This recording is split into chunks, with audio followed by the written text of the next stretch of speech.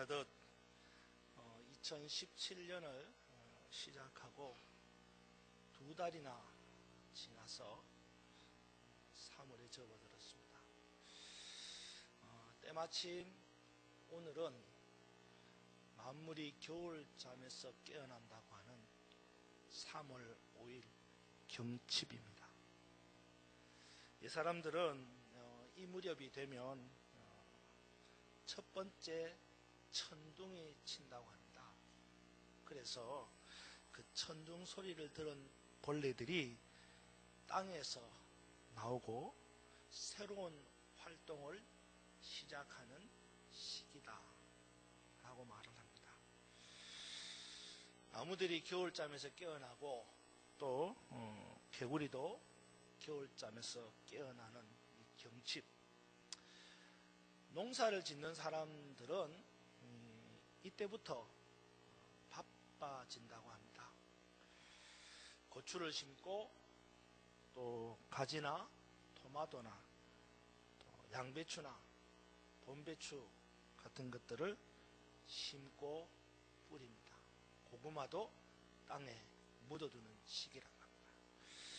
그뿐만 아니라 행여나 이 바깥 기온이 영하로 떨어질까 걱정이 되어서 밤이 되면 이 비닐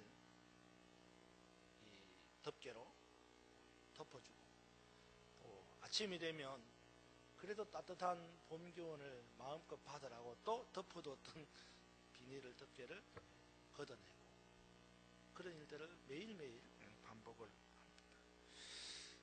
정말로 경칩이 되면 농사를 짓는 사람들의 일손이 바빠지는 그런 시기입니다.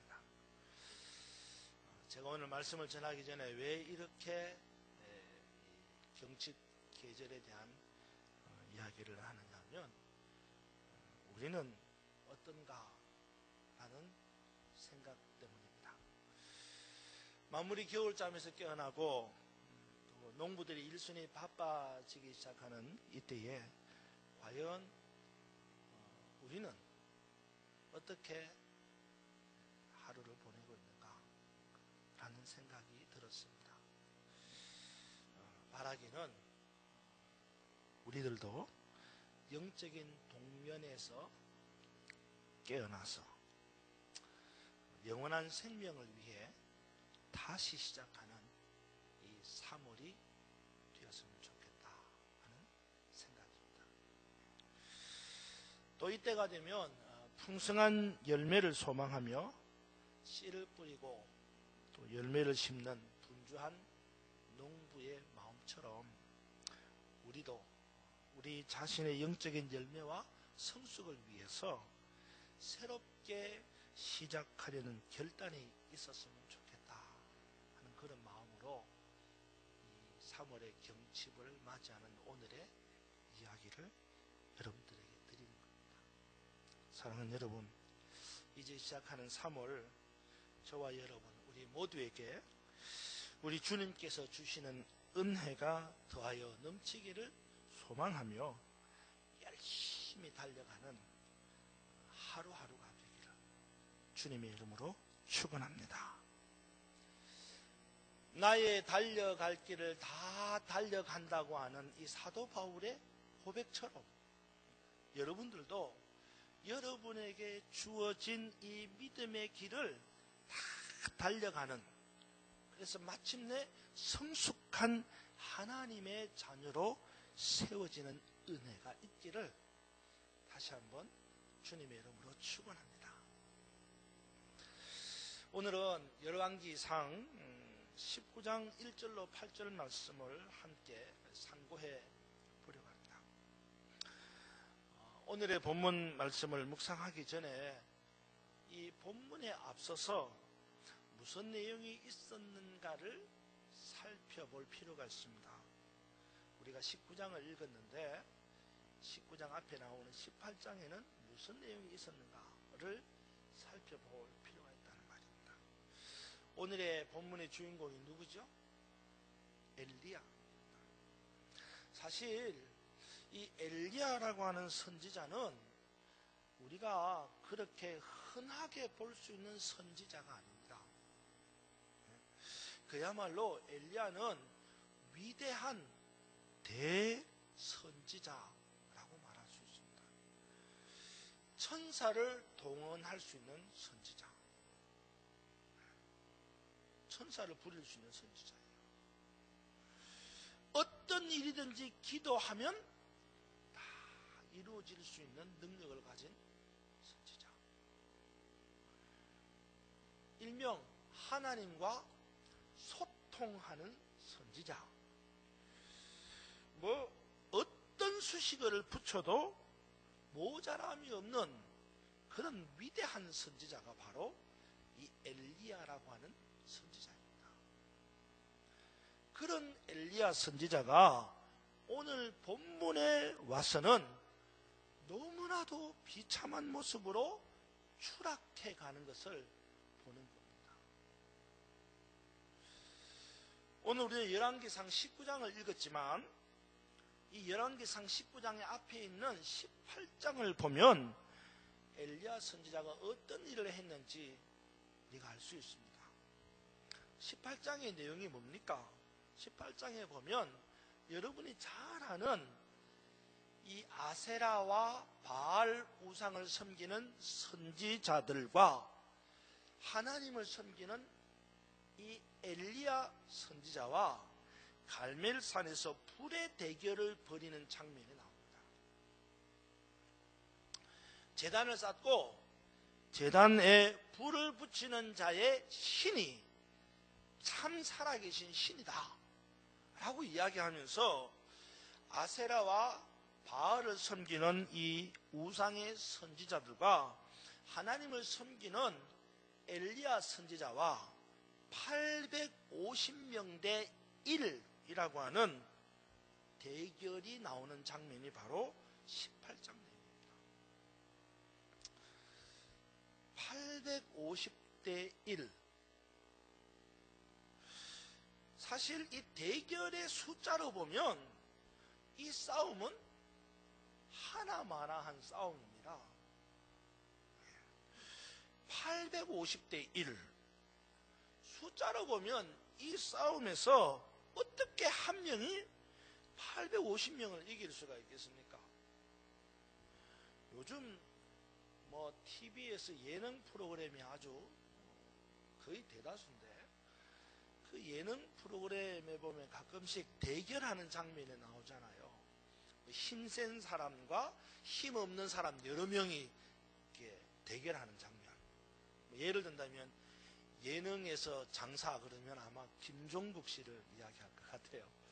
근육맨이라 그러는데 그 김종국 씨가 아주 그냥 힘이 있는 근육을 갖고 있으니까 그 사람과 붙어서 누구도 이길 사람이 없다는 거죠. 그런데 그 한 사람과 힘없는 몇 명의 한 10명의 사람들과 붙여가지고 누가 이기느냐 대결을 벌리는 거예요. 근데 아무리 힘이 있어도요 숫자가 많으면 못 이깁니다. 숫자가 많으면. 힘없는 사람들이 두세 명이 붙어가지고 다리 하나씩 붙잡고 팔 하나씩 붙잡고 머리 하나씩 붙잡고 집어 당기면 누가 이기겠어요?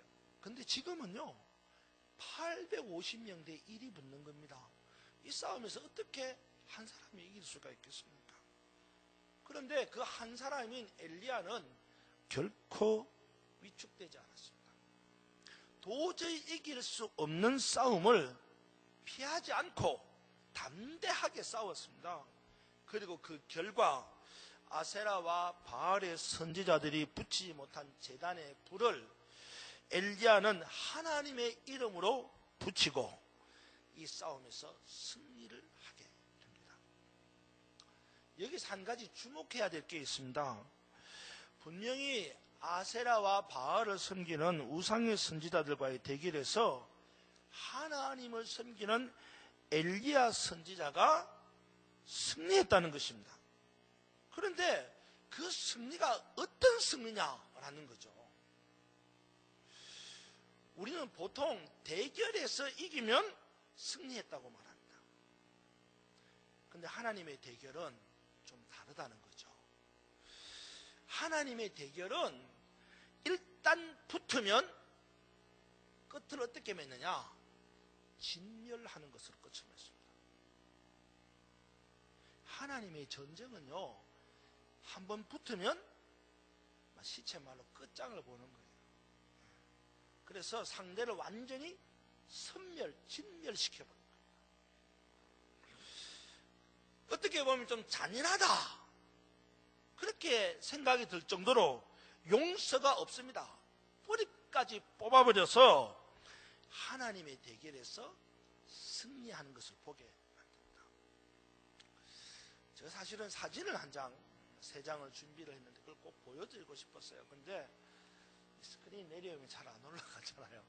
요 좌우에 있는 화면으로 보면 아주 그 디테일한 섬세한 모습을 볼 수가 없기 때문에 그냥 뭐 그 못 보나 제가 말하나 똑같다 이런 생각해서 설명을 하려고 하는데요.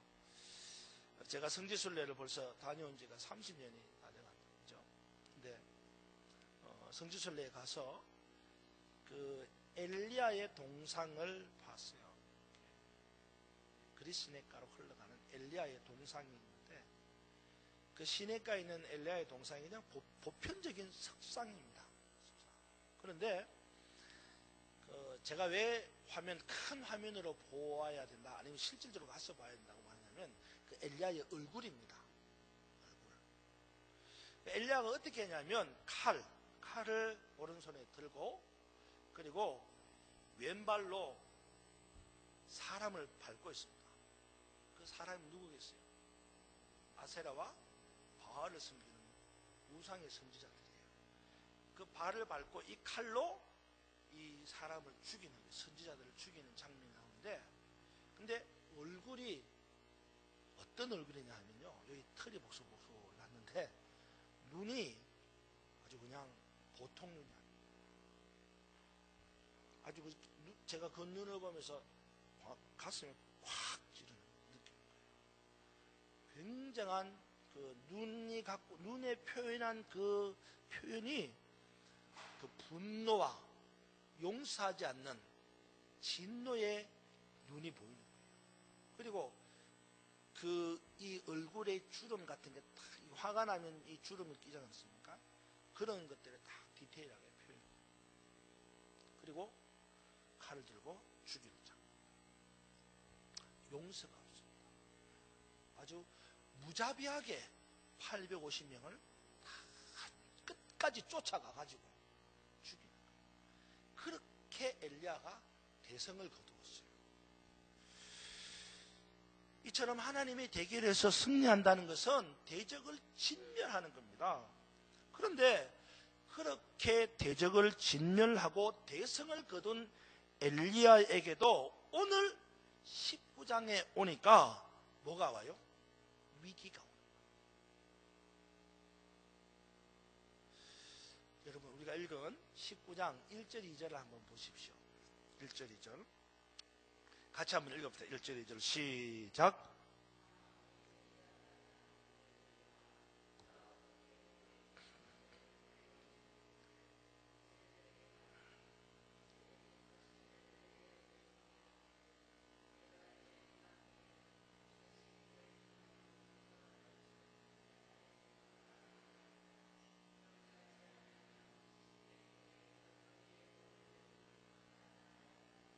아멘. 무슨 말입니까? 그러니까 이 이세벨이 누굽니까? 이세벨은 그 당시의 왕이라고 하는 이 아합의 아내였습니다. 그러니까 왕비라는 말입니다. 그런데 이 이세벨은 철저하게 바알을 섬기는 우상의 사람이었어요. 그런 이세벨이 자기가 섬기는 바알의 선지자들을 엘리야가 전부 다 쫓아가가지고 죽여버렸다라는 소식을 전해 들으니까 노발대발한 거죠. 그리고는 이 이세벨이 왕의 군대를 풀어가지고 당장 엘리야를 찾아서 죽여라는 겁니다. 그렇게 하지 않으면 내가 내 스스로 벌을 받고 죽을 거다. 그러니까 엘리야의 목숨과 내 목숨과 맞바꾸겠다는 거죠. 이 소식을 들은 엘리야가 얼마나 당황스럽겠습니까? 자칫 잘못하다가는 죽을 수도 있겠거든요. 그래서 엘리야는 오늘 본문에 보니까 심리 밖으로 주력량을 칩니다. 3절 보십시오. 3절에 보니까 그가 이 형편을 보고 일어나 자기 생명을 위해 도망하여 유다에 속한 브엘세바에 이르러 자기의 사환을 그곳에 머물게 하고 그렇습니다. 엘리야는 지금 생명의 위협을 느끼고 자기 생명을 위해서 도망을 가버린 거예요. 정말로 앞서 나온 18장의 엘리야의 모습과는 너무나도 대조가 되는 모습입니다. 영적인 싸움에서 대승을 거둔 엘리야의 모습은 어디 가버리고 지금 자신의 생명의 위협을 느끼고 내 생명을 살리고자 도망가는 비참한 엘리야의 모습을 보게 되는 겁니다. 더욱이 4절을 보면 엘리야의 모습은 더 처참합니다. 4절은 이렇게 기록합니다. 자기 자신은 광야로 들어가 하룻길쯤 가서 한 로뎀 나무 아래에 앉아서 자기가 죽기를 원하여 이르되 여호와여 넉넉하오니 지금 내 생명을 거두시옵소서. 나는 내 조상들보다 낫지 못하니라 하고, 여기를 보면 위기를 만난 엘리야는 어디로 갔어요? 어디로 갔어요? 광야로 갔습니다. 그렇습니다. 생명의 위협을 느낀 엘리야는 광야로 도망갔습니다. 브엘세바까지 심리 밖으로 도망갔다가 거기서도 안 되어가지고 광야로 도망을 간 거예요. 근데 여러분, 이게 엘리야의 잘못된 선택이었다는 거예요. 사람이 살다가 보면 위기를 만날 수도 있습니다. 그래서 피할 곳을 찾아 도망갈 수도 있습니다. 하지만 광야로 간다? 그것은 아니다 이 말이에요. 하나님의 사람도 위기를 만납니다. 그러나 광야는 아닙니다. 광야는 아무것도 없습니다. 거기에는 하나님이 계시지 않는 곳이에요. 물론 무소부재하신 하나님이 계시지 않는 것이 어디에 있겠습니까마는, 그러나 오늘 본문 8절을 보면 이 광야가 어떤 것인가를 의미할 수 있습니다. 여러분 8절 보세요. 8절에 보니까 이에 일어나 먹고 마시고 그 음식물의 힘을 의지하여 40주 40야를 가서 하나님의 산 호렙에 이르니라. 그렇습니다. 여기 보면 위기를 만난 엘리야가 마침내 최종적으로 가게 된 곳이 어디예요? 하나님이 계신 곳, 하나님의 산 호렙이었습니다. 그러니까 여러분, 광야와 하나님의 산 호렙을 비교해보면 광야의 의미가 어떤 의미인지를 확연하게 느낄 수가 있는 거예요. 엘리야는 위기를 만나서 그 위기를 피해 도망간 것이 하나님의 산 호렙으로 간 게 아니라 하나님이 없는 광야로 갔다 이 말이에요. 거기서 살려고 했어요. 그런데 알다시피 거기서도 도저히 살 길을 찾을 수가 없었습니다. 광야로 들어가서 하룻길쯤 행해 보았습니다마는 광야에서는 더 이상 살 방법이 없었습니다. 결국 엘리야는 로뎀 나무 아래에 앉아서 스스로 죽기를 구하여 하나님께 이렇게 말합니다. 하나님, 차라리 나를 죽여주십시오. 하나님, 차라리 나를 죽여주십시오. 그렇습니다. 엘리야의 이 장면을 보면서 우리도 위기를 만났을 때에 어디로 가면 안 된다? 광야로 가면 안 된다는 것을 알아야 합니다. 광야는 우리가 갈 곳이 아닙니다. 거기에는 하나님이 계시지 않기 때문입니다. 그러면 어디로 가야 합니까? 한마디로 하나님이 계신 곳으로 가야 한다는 겁니다. 거기가 어디입니까? 바로 하나님이 계신 곳, 하나님의 산 호렙이에요. 사랑하는 여러분, 간절히 바라기는 위기를 만난 여러분의 선택이 광야가 되지 않기를 바랍니다. 광야는 여러분이 있을 곳이 못 됩니다. 그래서 여러분이 가야 할 곳은 그래도 하나님이 계신 하나님의 산 호렙인 줄로 믿으시기를 바랍니다. 하나님이 계신 곳으로 가야 돼요. 어쨌든 위기를 만난 이 엘리야는 브엘세바까지 도망을 갔고 그래도 위기감을 떨칠 수가 없게 되자 광야로 도망을 갔습니다. 그리고는 거기서 도저히 살 방법이 없어 하나님께 죽기를 구하는 비참한 신세로 전락하게 된 거예요. 근데 참 우리 하나님 좋으신 분이죠? 그죠?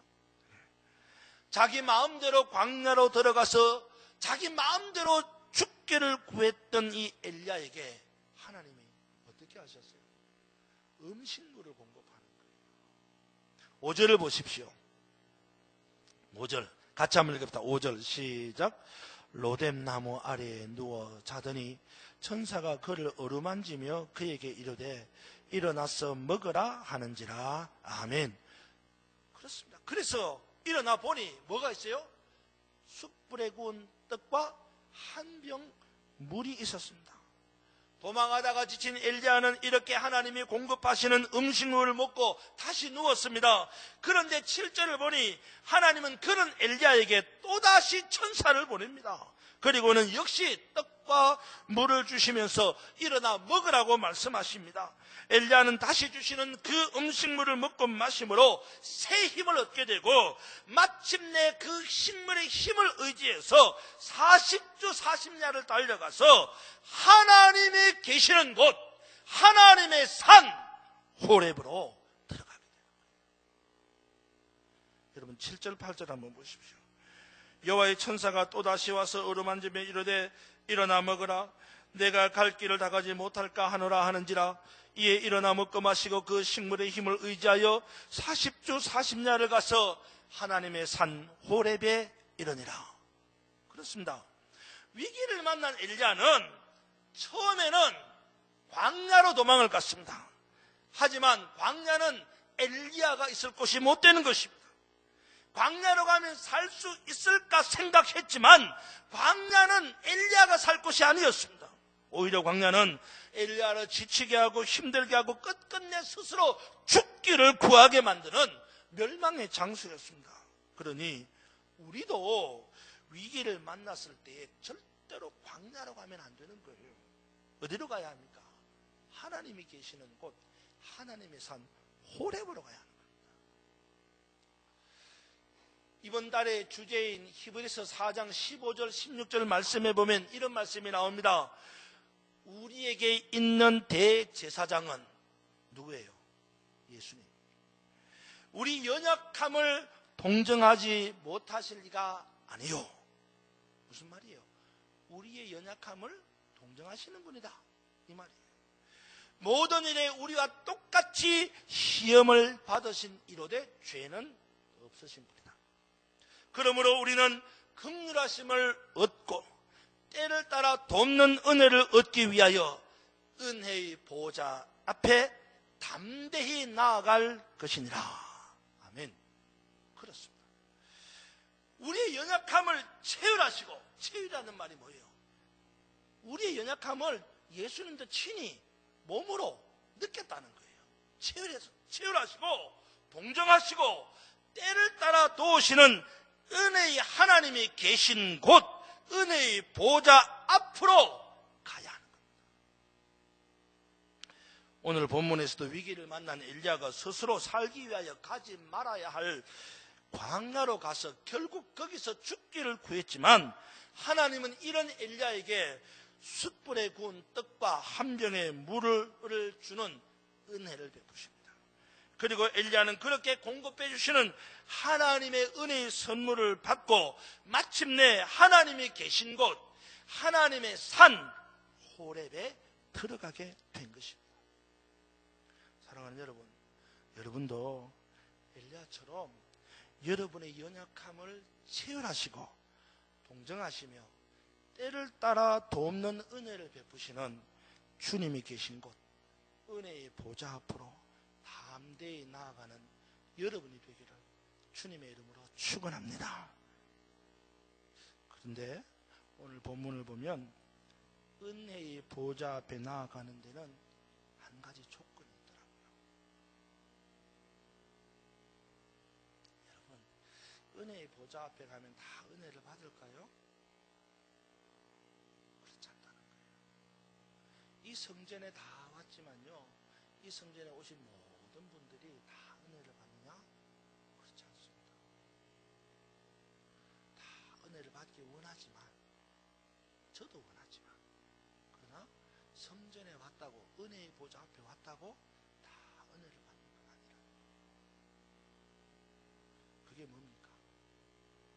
우리가 은혜의 보좌 앞에 와서 은혜를 받으려면 그 조건이 뭘까요? 바로 자신의 죄를 자복해야 한다. 신앙에 있어서 가장 결정적인 죄가 뭘까요? 교만입니다. 아담과 하와가 지은 죄가 그러했고 인류 역사에 있어서 끊임없이 제기되고 있는 죄가 교만입니다. 이것은 저에게도 있어요. 오죽하면 자문에 이르기를 인간의 멸망과 패망을 이끌어가는 앞잡이가 뭐라 그랬어요? 교만이라고 했습니다. 그런데 아마도 오늘 본문에 등장하는 엘리야도 예외는 아니었던 것 같아요. 제가 서두에 말씀드렸다시피 엘리야 같은 위대한 선지자, 우리가 그 이름을 감히 거론조차 하기에도 부담스러운 이 위대한 대선지자 엘리야도 오늘 본문을 추론해 보면 교만이 있었던 것 같다. 무슨 말입니까? 엘리야가 교만의 죄에 빠졌다는 거예요. 어디서 그걸 발견할 수 있습니까? 여러분 보세요. 엘리야가 앞에 있는 18장에서 850대 1의 대승을 거둡니다. 그렇죠? 그리고는 그 대승을 빌미로 엘리야의 마음속에 약간의 교만이 들어온 듯 했다는 거예요. 여러분 같으면 그렇지 않겠어요? 850명과 싸워서 이겼다. 그럼 여러분 같으면 교만이라는 게 마음속에 안 들어오겠냐는 거예요. 응? 그래, 역시 나는 남들과 달라. 응? 내가 누군데? 응? 내가 엘리야야. 응? 나는 내 선조들과는 달라. 적어도 신앙의 선조들만큼은, 신앙에 있어서만큼은 내 선조들이 가졌던 것과는 난 다르다. 아세라와 바알을 섬기는 우상의 선지자들과의 대결에서 대승을 거둔 엘리야의 마음속에는 이런 영적인 교만이 들어온 것 같아요. 성경에는 기록이 안 되어 있습니다. 같아요. 그런데 구체적으로 엘리야에게 그런 교만이 있었다라고는 표기하진 않았지만 그것을 추론할 수 있는 구절이 있어요. 보십시오, 여러분. 4절을 한번 보세요.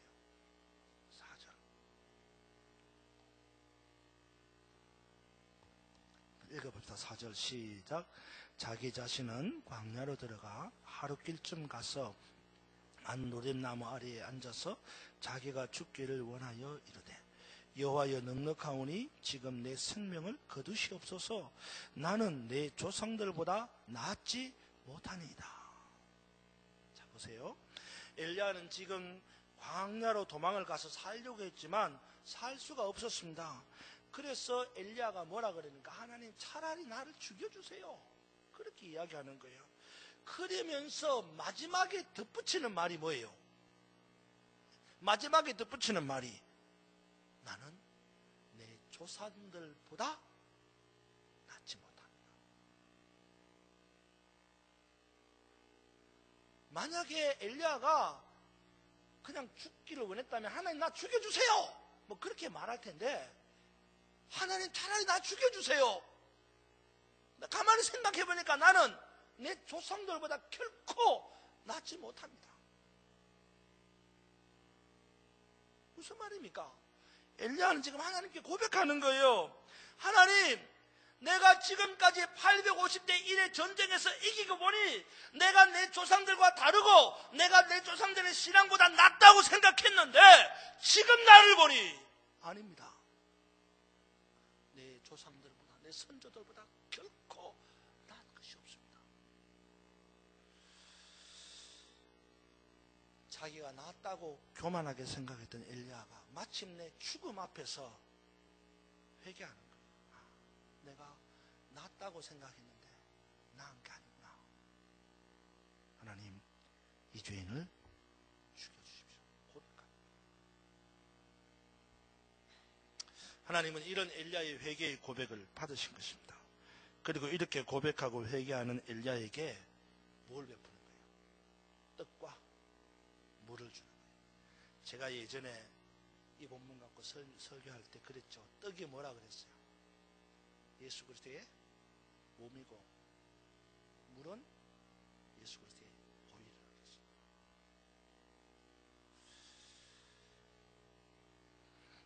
사랑하는 여러분, 우리도 은혜의 보좌 앞으로 나가야 합니다.